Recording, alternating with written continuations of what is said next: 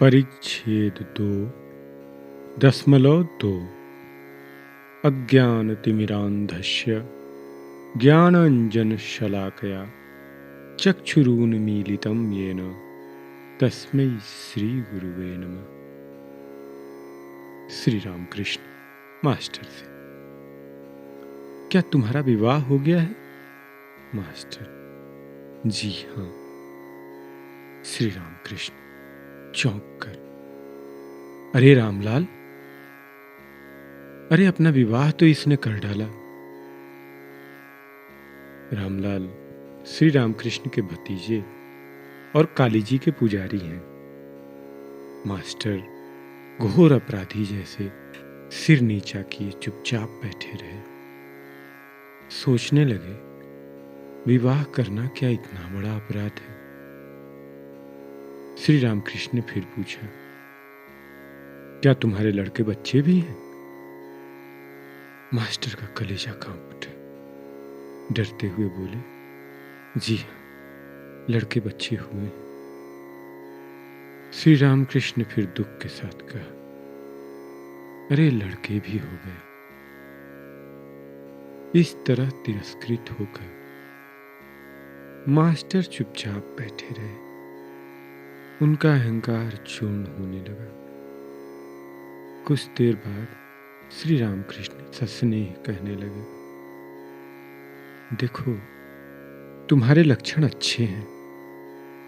यह सब मैं किसी के कपाल, आंखें आदि को देख के ही जान लेता हूं।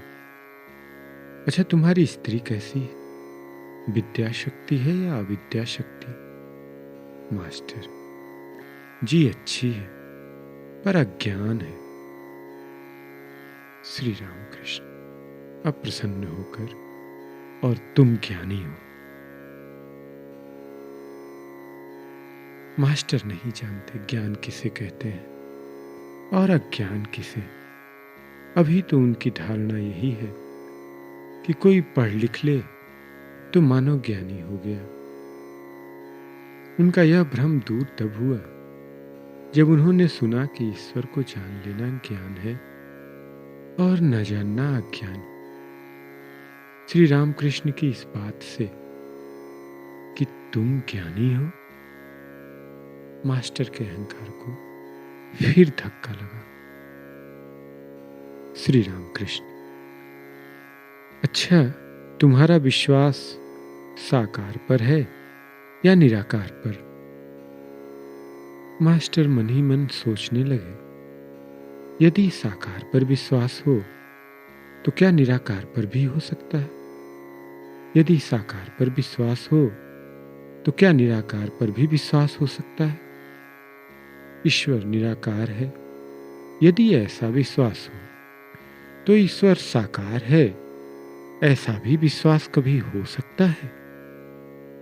ये दोनों विरोधी भाव किस प्रकार सत्य हो सकते हैं? सफेद दूध क्या कभी काला हो सकता है?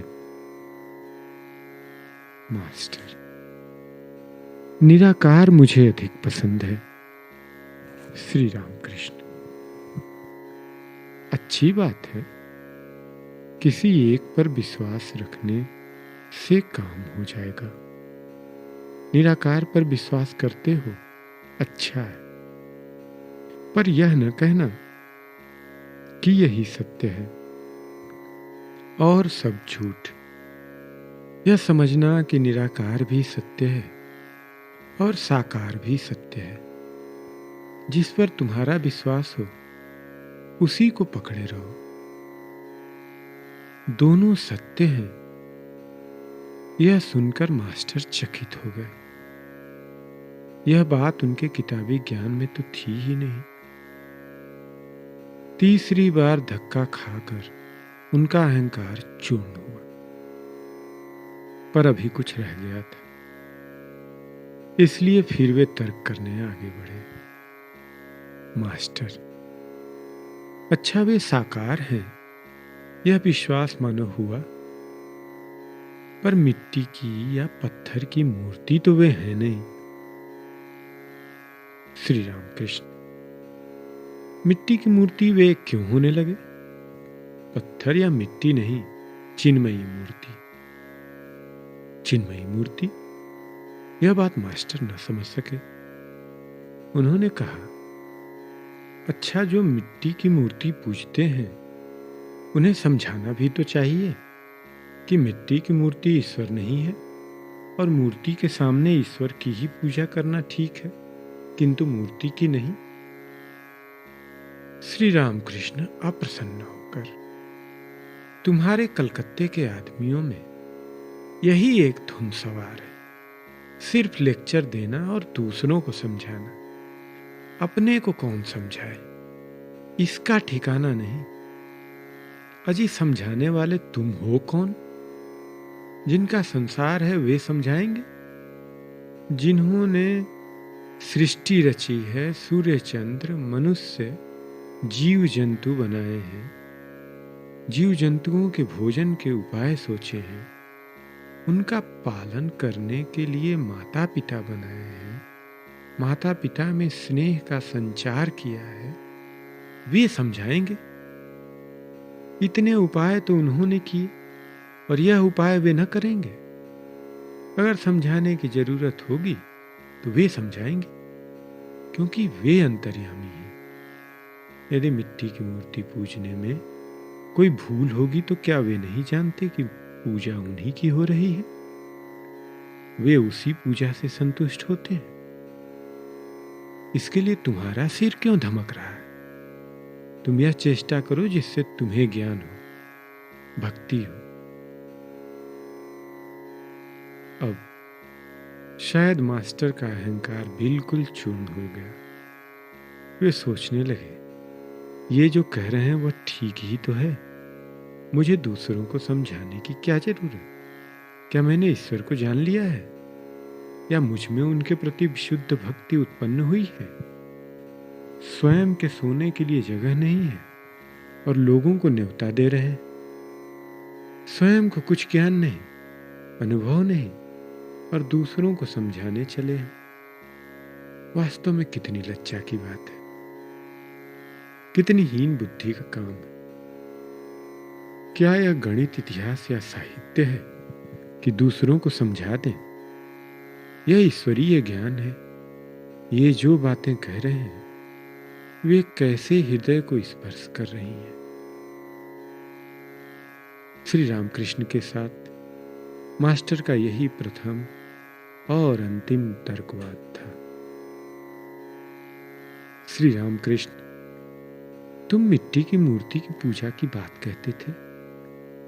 यदि मिट्टी ही की हो तो भी उस पूजा की जरूरत है।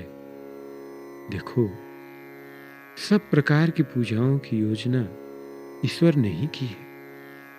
जिनका यह संसार है उन्होंने ही यह सब किया। जो जैसा अधिकारी है उसके लिए वैसा ही अनुष्ठान ईश्वर ने किया है।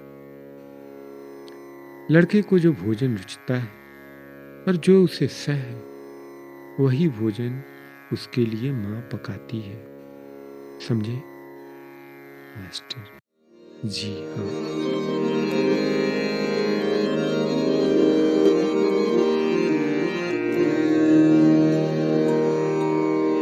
रामकृष्ण शरणं रामकृष्ण शरणं रामकृष्ण शरणं शरण्या रामकृष्ण शरणं रामकृष्ण शरणं रामकृष्ण शरणं शरण्या।